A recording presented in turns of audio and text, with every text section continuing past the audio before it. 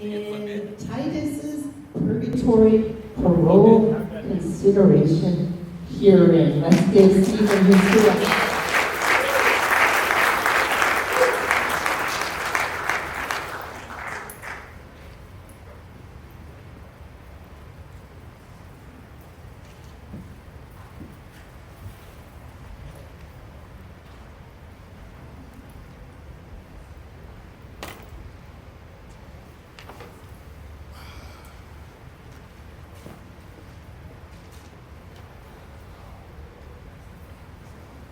Mr. Andronicus, you know why you're here today, correct?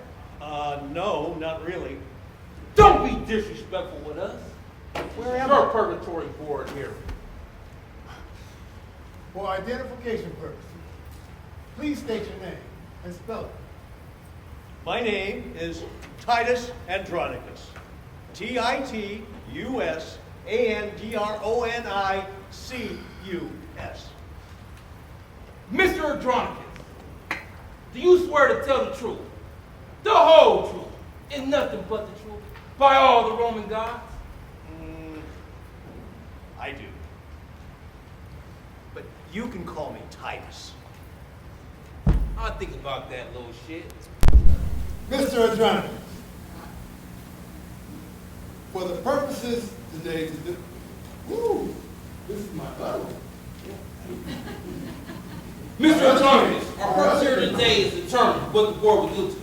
We have three options. One, hey, we can send your little ass to heaven. Ha. Two, we can send you to hell. Or three, I keep hearing death. Up to 3 to 5 or 7 years. But first, Commissioner, let's review his crimes. Mr. Andronicus, I still got this other guy's file, and I got it right. There's your, aha, you bet, da-da-da-da. Okay, Mr. Andronicus, let's review them now. You murdered Queen Tamar's son in cold blood, right in front of her. I did that for the good of Rome. Bullshit! You tried to force your daughter to marry Saturninus instead of the man she loved. You sick little shit. I wanted her to be empress. You killed your own son, Mucius. I was trying to keep my daughter Lavinia from marrying the man I wanted her to marry. You allowed Saturninus to kill 2 of your sons, though they were innocent of the crime. What could I do? I tried to make it better by cutting off my own hand. And give me my knife, I'll get him right now. You allowed your daughter to be raped by Tamar's sons, Demetrius and Sharon. Her hands and tongue cut off. That was the greatest heartbreak of all. I should fuck you up right now. Oh, you murdered Sharon and Demetrius and baked them into a pie. They deserved even greater torture. Sick little shit, sick. Hannibal Lecter little. You fed the pie to their own mother, Tamar. And I wish I would do it 1,000 times more.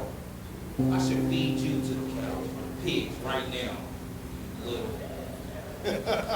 You taught your son and grandson to hate and revenge. I wish I had been a better man.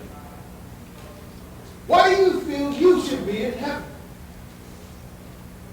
Before all these tragedies fell me, my family, and Rome, I was Rome's champion.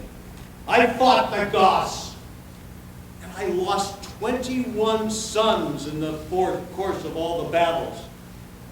I gave so much. I gave so much to keep my country safe. I don't believe it. But now I have achieved insight. I realized I had a desire to be a leader, to have respect, to be a hero. But now I know that my family is more important. I need to do everything I can to reestablishing the bonds with my family. I can only do that if you send me to heaven, because that's where I believe my children are. I take full accountability for my actions. After my physical and mental destruction, I didn't know what to do. I lost my daughters and my sons. I sought revenge in whatever form or manner I could find. The head farm. Mr. Andronicus, you swore to tell the truth. We don't believe you. Give us proof. Bullshit. I have demonstrated remorse. Remorse. I actually got a job in the kitchen. I got a job in the kitchen. Now I cook only kosher and non-vegetarian food. I mean, I've done so much. I've taken all these groups, anger management, conflict resolutions, three different types of 12-step programs. I even went through getting reception in pacifism. Please, give me something. I even joined the Purgatory Shakespeare Company. Well, Steve, you right there. I mean, get out of here. You're going to heaven. Why, thank you.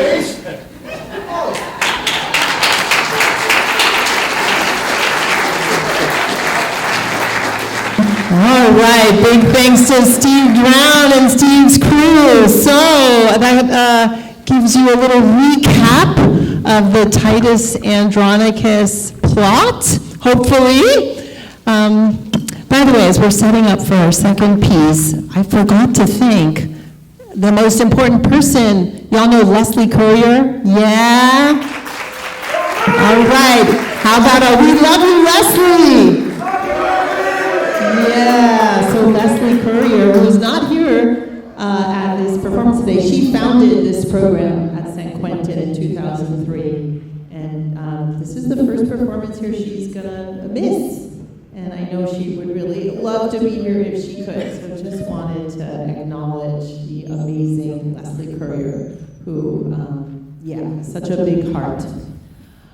So I'm delighted to next introduce you to the very wise and beautifully talented Callan Williams, who will be singing an original song, I'm Still Growing. Callan Williams.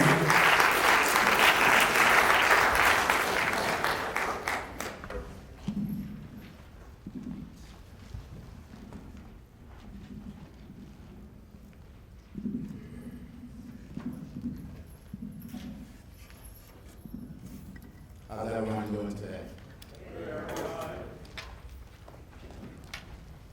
I'm very grateful that you guys came out. So I'm wearing this frock coat right here in honor of Leslie. She really loved this frock coat, so I told her I would wear it. So this is for Leslie. And in the play, I played the character Aaron, and Aaron was an enslaved Moor who fell in love with the queen, and he utilized that love as a way for him to gain some form of status, as a way for him to gain also some form of revenge. But I would like to believe that Aaron utilized that love as a way to heal from his trauma. And I kind of wonder what his backstory is. Maybe his backstory is kind of like mine. So this song is about my backstory and how I'm planning on healing or trying to heal within that.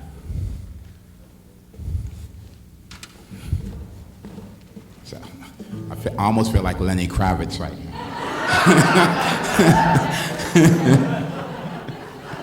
I'm not saying I am, no, I'm just saying I feel like it, right? Righteous, yeah, man, righteous.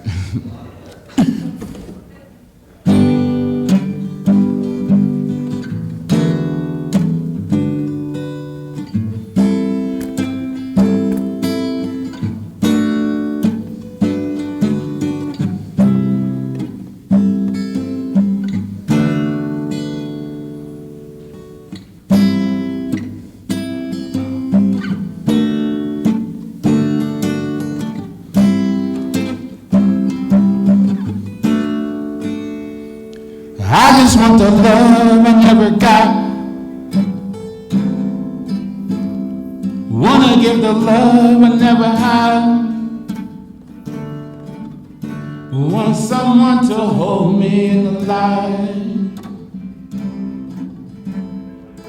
Help me shine when I'm sad.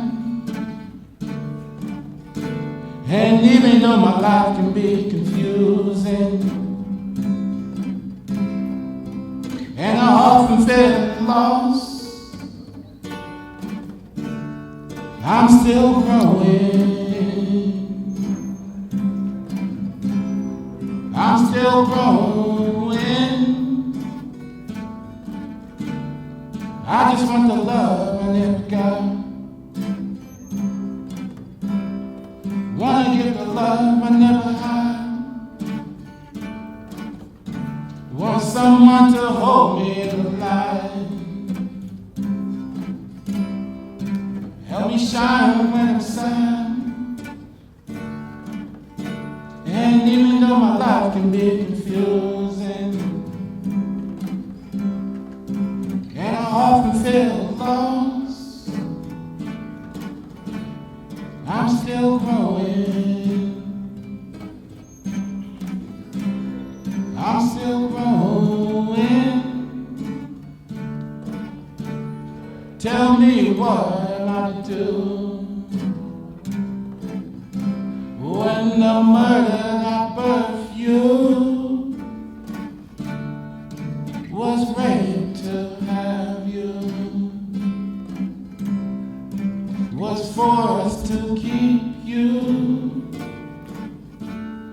Tell me how are you to feel?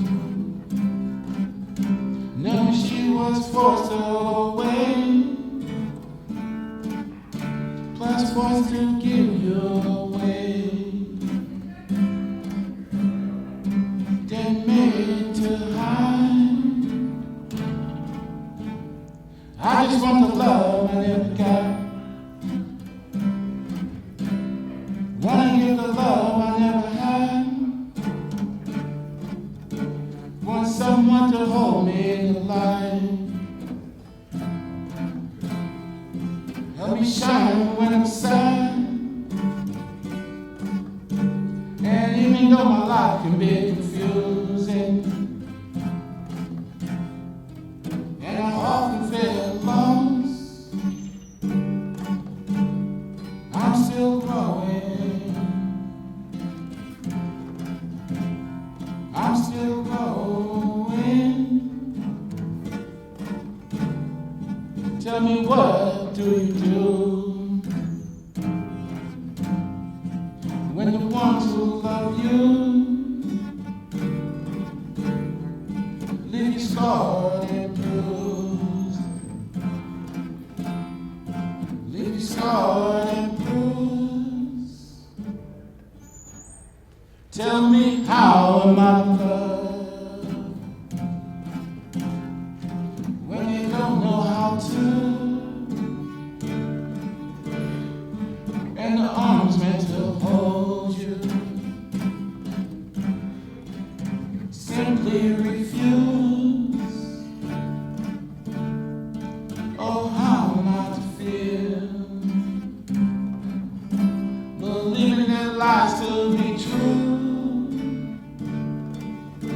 not knowing what you did wrong, but you believe that it's true. I just want the love I never got.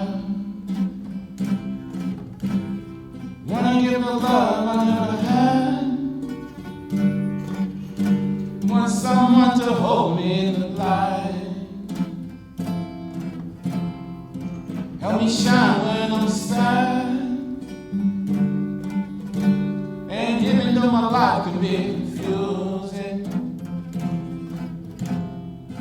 and I often feel lost, I'm still growing. I'm still growing. I must be here for a reason. Even though it's hard to believe in,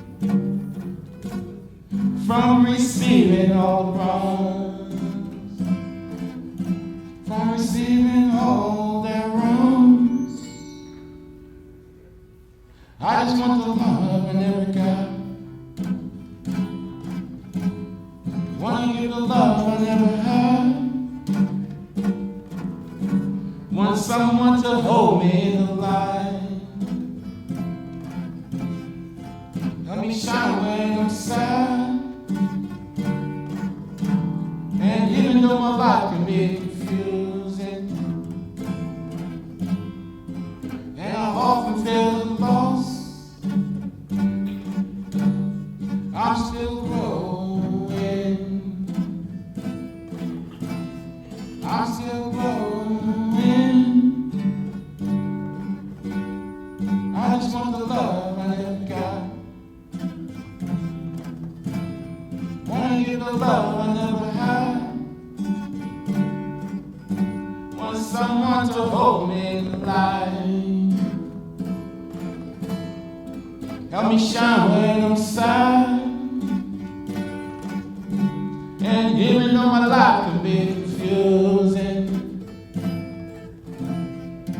and I often feel lost, I'm still growing.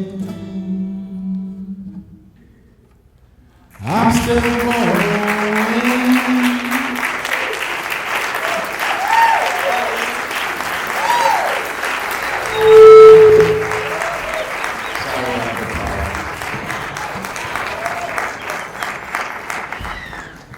All right, wow, another big hand for Callum Williams.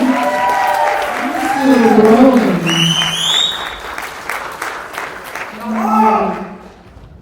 So, we set up our next piece. Anybody ever have conflicted feelings about something? Maybe a different, like one voice that's like kind of wanting to influence you to do something not so good, and another voice that's like wanting to come from love?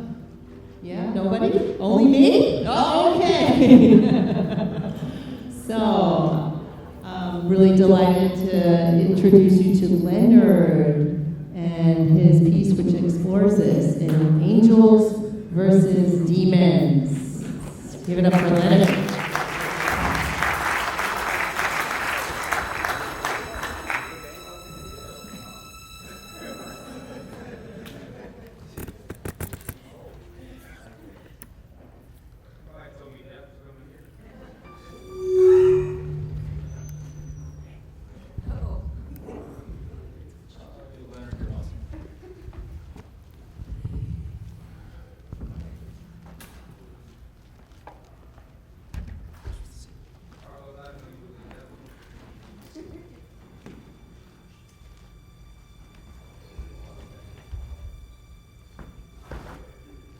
Hello, ladies and gentlemen. Narrator Darwin Millsy. This is a parallel spin-off of the play Titus Andronicus. This theme is based on shadow versus light. Angels versus Demons by Jerome A. Leonard Jr. Introducing Leonard as Death. Jesse as Angel, and Carlos as Demon. Angels say, live a blessed life. Blessed. Devils say, live a life of the damned. Angels say, live a life of love. Love. Devils say, live a life of hate. Hate. Angels say, live a humble life. Humble. Devils say, live a prideful life. Pride. Angels say, live a faithful life. Faithful. Devils say, live a life of envy. Envy. Angels say, live a productive life. Productive.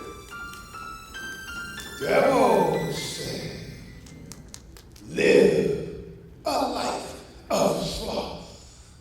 Sloth. Angels say, live a life of giving. Giving.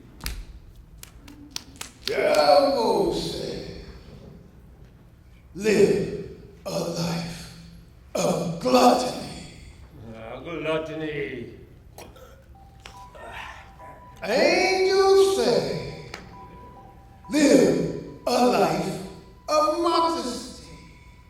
Modesty.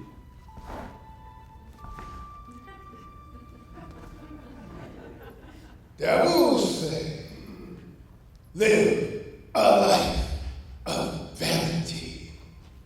Vanity. Angels say, live a life of creativity. Creativity.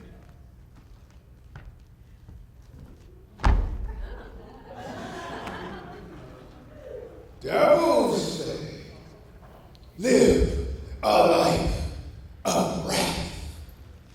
Wrath. Angels say, live joined in matrimony. One love.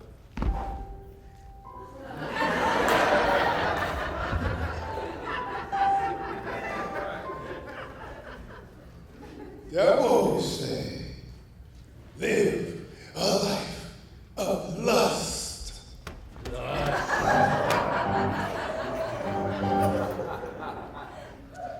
Angels say,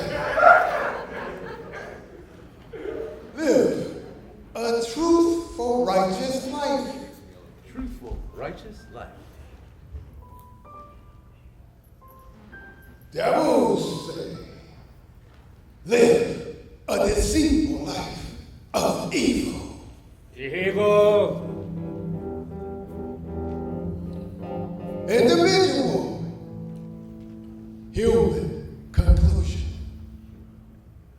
Throughout human existence, with life and death locked on to both shoulders, the two spirit entities have both everlasting outcomes of great consequences.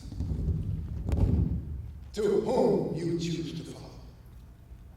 Before our world has been brought into creation, until the end of time.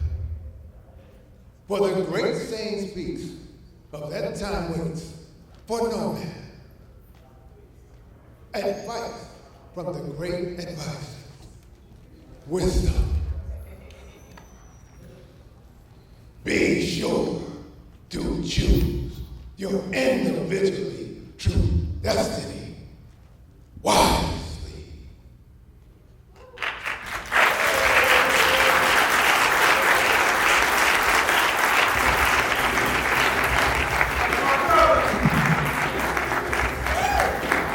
Right, big thank you, Leonard.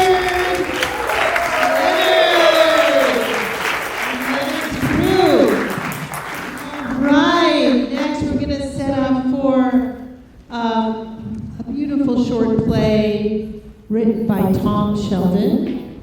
And this piece, Tom has told us, is inspired by his own life experiences. So while it's fictional, it's inspired by what he has experienced.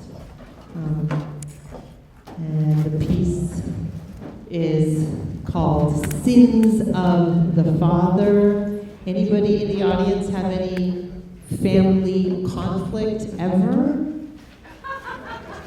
Okay, look around, y'all, look around. Yeah, something that is perhaps universal. And so how do we heal? How do we heal and grow from when we are in conflict? Anybody love making messes, by the way? Anybody want to come up here and help us make a mess? Is that fun? Would that be fun for you? I don't know, it just seems like fun. I'm always trying to clean up messes, but right now. All right, so invite you to enjoy Tom's short play. It's about 15 minutes long. Sins of the Father.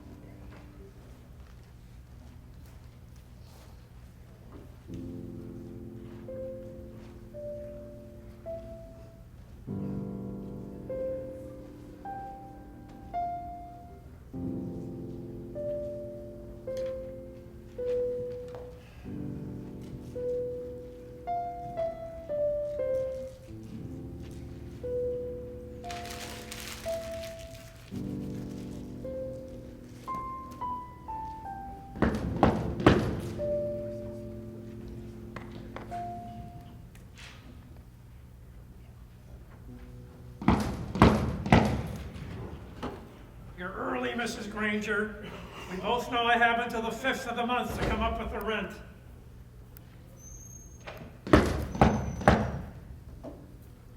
Need I remind you, Mrs. Granger, that you still haven't fixed this damned air conditioning unit? God's sake. Look, I already told you.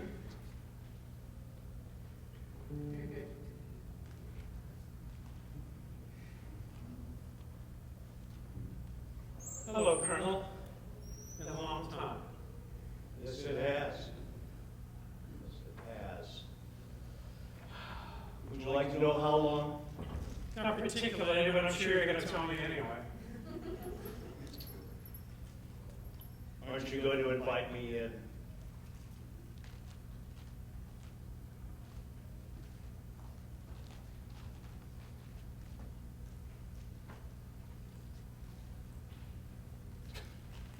Love what you've done with the place. Sorry, Colonel, I'm afraid it's the upstairs maid's day off. By the way, it's not Colonel anymore. I've retired quite a long time ago. Although probably you didn't know that. My apologies, Frank. Retired, huh? So our congratulations or condolences in order? A little bit of both, I guess. I'd be lying if I didn't say I missed it. I'll bet. So to what do I owe the pleasure of your visit? I mean, after all this time. Still haven't told me how long it's been. 12 years, 3 months, and 17 days. You count the days? I made it up. It's been since Natalie's funeral, Vince. Come on. But then, you already knew that, didn't you? I didn't get a chance to tell you how sorry I was. I know she was a good wife to you. I also know that it's been exactly the same amount of time since you saw my grandson, your son. Not to mention your grandson. Sorry, I can't offer you a drink. I've been clean and sober for over 2 years now. Feels funny saying that out of a meeting. Anyway, I'm on the wagon, as they say. So are congratulations or condolences in order? A little of both, I guess. How are things? Still trying to write the great American novel? Poetry, Frank. I write poetry. And you already knew that, didn't you? Yeah, right. poetry. And to answer your question, this is how it's going. So, how is Philip? He's doing well. He's doing well. His business has really taken off with the war and everything. Oh, and with the recent election, I mean, we know what we're coming Defense for. contractor thing you set up for him. Still doing that, is he? You must be very proud. He told you that, did he? There's a letter in here somewhere. I just can't imagine your views on the war. I mean, what with your artistic sensibilities and all that. But tell me, what exactly was Philip supposed to do? I mean, after you, shall we say, discouraged him from becoming a writer? And then you just disappearing? I mean, why didn't you do anything to help the kid out? You damn right I discouraged him. I wouldn't wish this life on anyone, much less my own son. At least he had choices. I mean, he wasn't christened into it like I was. What choice did I have? Who names their kid Faulkner Fitzgerald, for Christ's sake? I mean, with a name like that, what am I supposed to be, a plumber? Hey, look on the bright side. At least Mom's favorite writer wasn't Shakespeare. I mean, come on. Cut the kid some slack. Please. He's done really well for himself, and besides, there are worse things to be doing in this life than working for the United States government. I mean, it makes the world a safer place. What? Nothing, I'm just trying to think of something worse. You know, Frank, back in our day, they had a name for what Philip is doing. It's called war profiteering. I guess the best I can hope for now is you haven't got your grubby paws on my grandson. This? No. Not little Timmy, too. He's not so little anymore. Of course, he was the last time you saw him. He was only 8 years old. What did you do, Frank? Nothing, Fitz, I swear. Look. Timmy's girlfriend's brother enlisted. So, 3 months later, Timmy up and joined the army himself. I mean, I didn't know myself until Philip told me. I didn't know. I guess he just wanted to make his girlfriend proud of him. But he could have gone to war for a lot worse reasons. So where's Philip all this time? He's his father, for God's sake. That's what fathers are for, to be there for their kids, to protect them from doing something stupid. You're really going to stand there and make that speech? Look. Timmy is a grown man. I mean, nothing Philip or I said was going to make any difference, and who would have known what was going to happen? What was going to happen? What was going to happen? Now, what's that supposed to mean? What happened, Frank? God damn it, Frank, tell me what happened. It means he's dead! Timmy's dead, Fitz. He was on patrol. It was in a report that we read. They were ambushed. There were no survivors.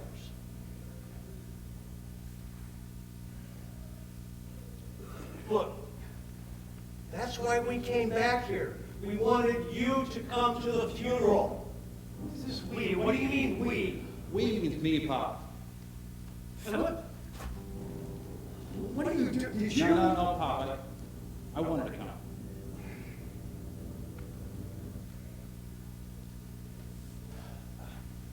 I think I'll just...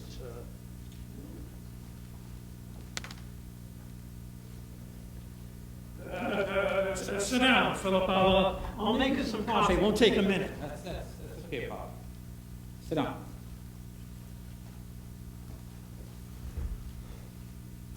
You know, Sorry. No. Okay. Please. Pop, after Mom died and he left, well, I didn't know what to think. I mean, we were just gone. Not a word to anyone. And for so long, I guess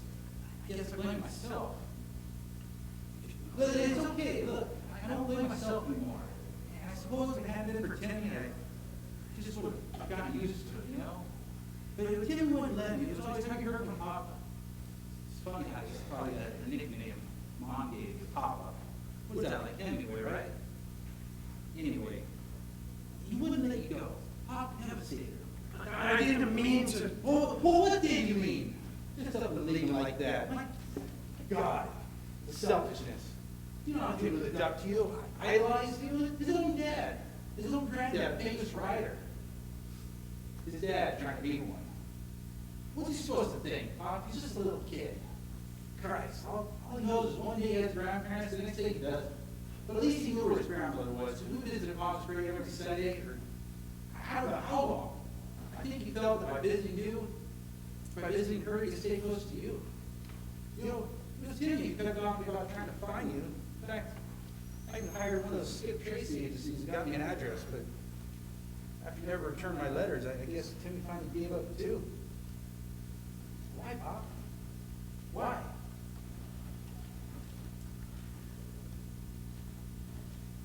When your mother died, so suddenly, I mean, just plop. I guess I felt she took everything with her. Well, everything that mattered anyway. I wrote for your mother, you know. Well, I went for my mom first, but after I met your mother, I wrote for her. She was a poetry junkie. And here she was, married to a man who manufactured her drug of choice. God, it made her happy. Which I thought made me happy too. And then she died. And all of a sudden it hit me that I never really liked writing, that I was doing it for other people and never for myself. First my mom, then your mom, and I suppose after you were born for you, later on for little Timmy, of course, but never for me. So when you came and told me that you wanted to be a writer yourself, I guess I just decided I'd rather see you shoveling shit for a living and do something I knew damn well you're only doing for me. What's so wrong with the son when he'd be like his father? Depends on the father. Come on, Pop.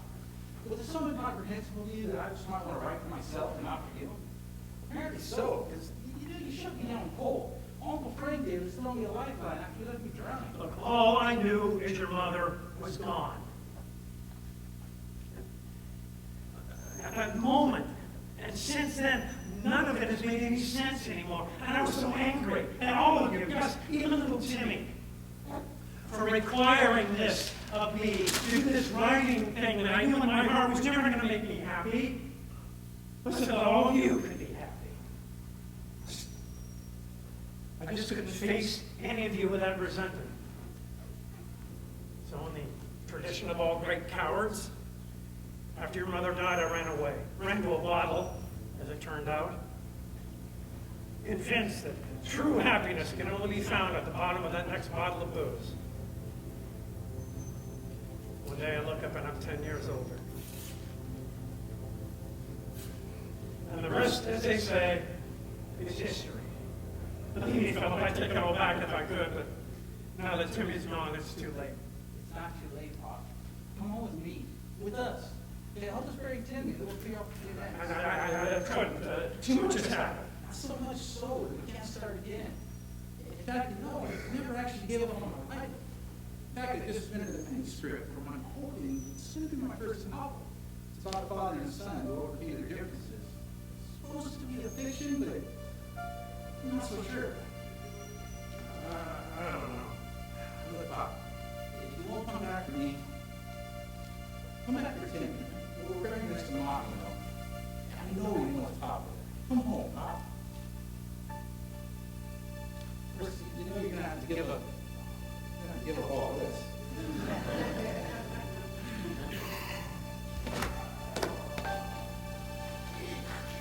Maybe you'll find your uncle on their part. Thank you so much.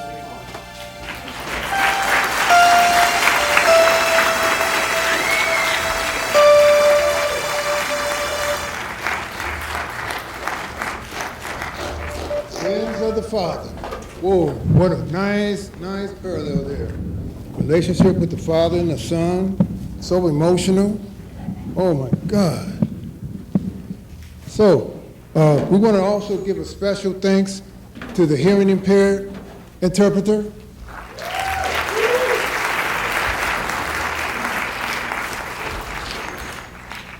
As well, our musicians.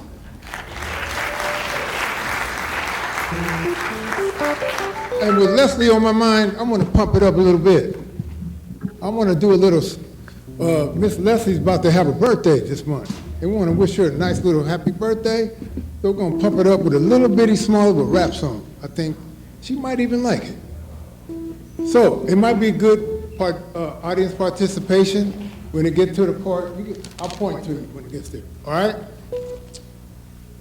Here we go again, the day's approaching, sunshine bright, the winds are blowing, a smooth summer breeze as the bees are buzzing, the rabbits are mating while the chickens are clucking. Pick yourself up, Les, and get the bumping. Here's a little something to get your party jumping. It's your birthday. Go, Leslie, it's your birthday. Go, Leslie, it's your birthday. Go, Leslie, it's your birth.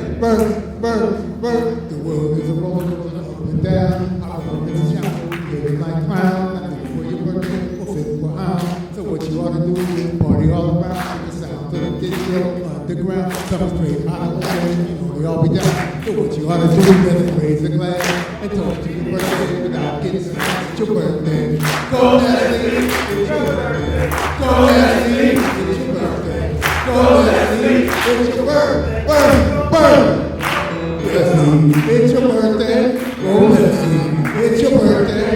Go, Leslie, it's your birthday.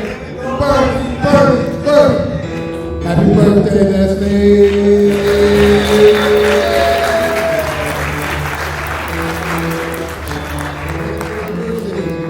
Our next play.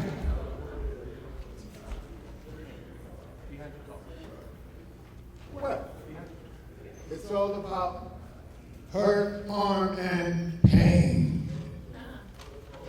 Pain.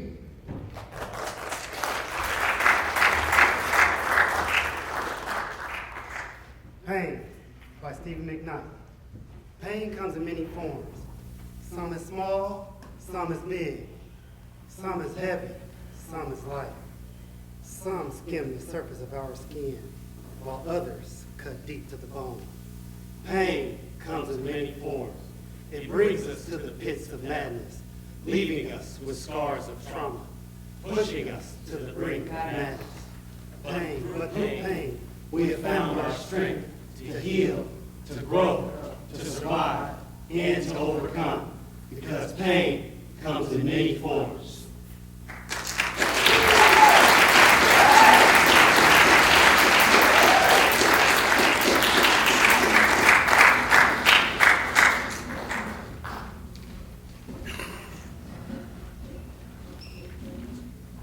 Pain. Even through pain, you can experience healing. Lots of people have gone through certain traumas. And the way you get through them is facing them.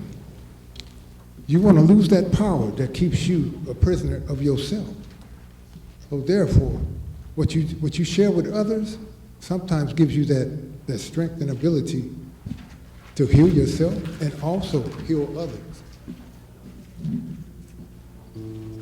For our next act, we have The Demon Within Our Soul by Brian Head.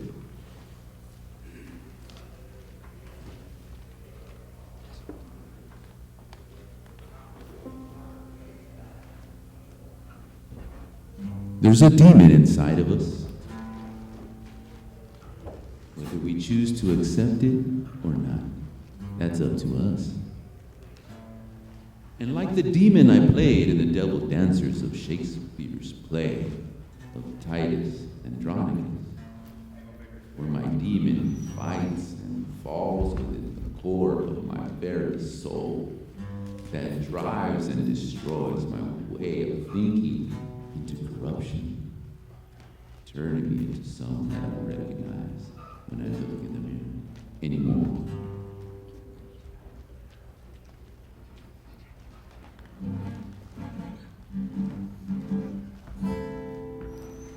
All my horrific perfectly see is my demon holding the syringe into my veins, smiling at a lost, emotional, messy, harmful version of myself who is a complete stranger to who I once was. And my demon loves it. He knows this messy string he created brings misery to everyone around him.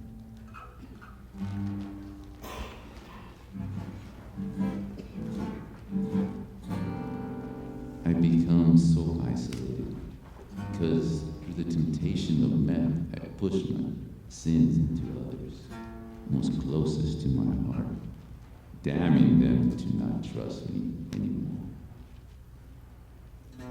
I lost, if not all of my friends, and the bestest, dearest friend I've ever had in my life, for good. And it truly haunts me with great sorrow and shame of what my demon has done to them.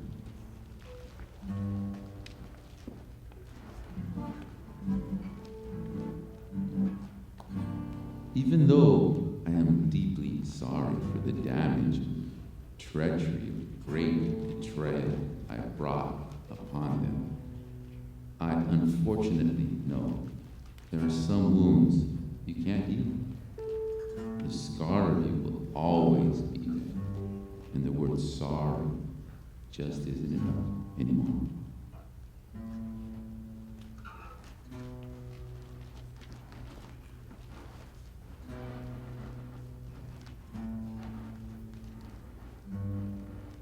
It's up to them to welcome you back with open arms in their life again. You can't force them, and no matter how much it hurts, you can't fix what is out of your hands. If someday they do decide to take you back, be grateful and don't take it for granted. But if they never do, if you truly care for them, respect their wishes and move on. Let go.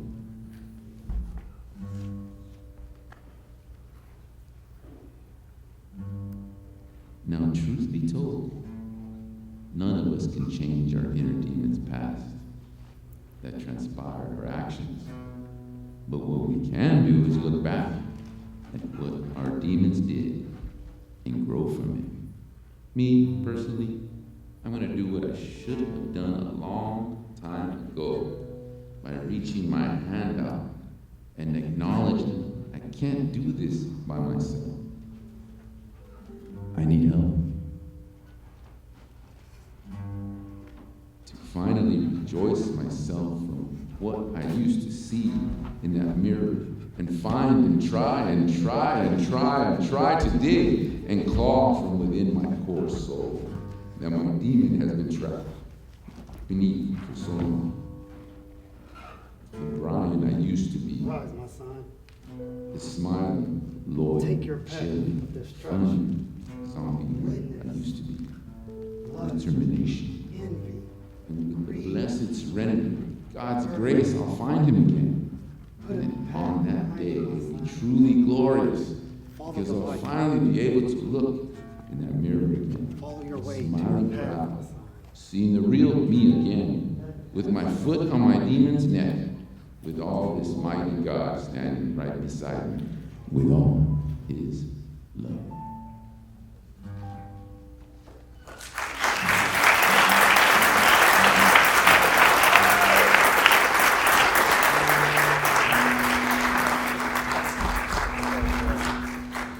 Oh boy, I sure hate to be a demon. Hey, God is black. Did you see that?